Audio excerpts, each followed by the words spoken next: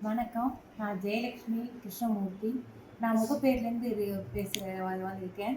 இது வந்து எங்க அக்கா மூலியமா நான் வந்தேன் இன்னைக்கு காலையில. எனக்கு ஒரு 15, 20 நாளாவே ரொம்ப முட்டி வலினால ரொம்ப கஷ்டப்பட்டுட்டு இருந்தேன். இன்னைக்கு காத்தால எங்க அக்கா ஃபோன் பண்ணி, "இந்த மாரி நான் இடத்துக்கு போறேன்" அப்படின்னு சொல்லிட்டு சொன்னா.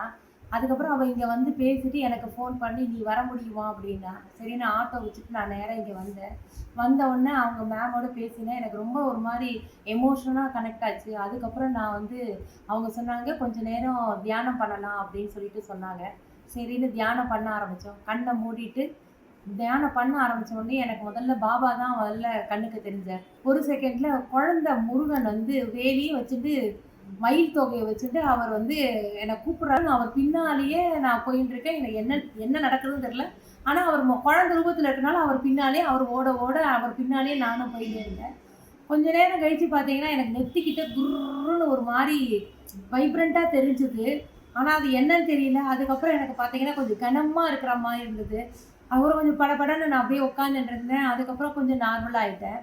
அதுக்கப்புறம் அவங்களோட பேசியிருந்தேன். அதுக்கப்புறம் கொஞ்ச நேரம் கழிச்சு, மாடியில அந்த பிரமிட்ல போய் கொஞ்ச நேரம் ப்ரேயர் பண்ணி பாருங்க அப்டின்னாங்க.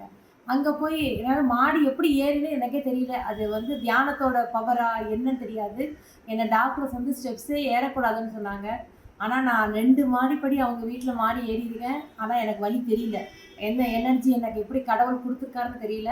நேரா அங்க போயி உள்ள உட்காந்துட்டு தியானம் பண்ண ஆரம்பிச்சேன்.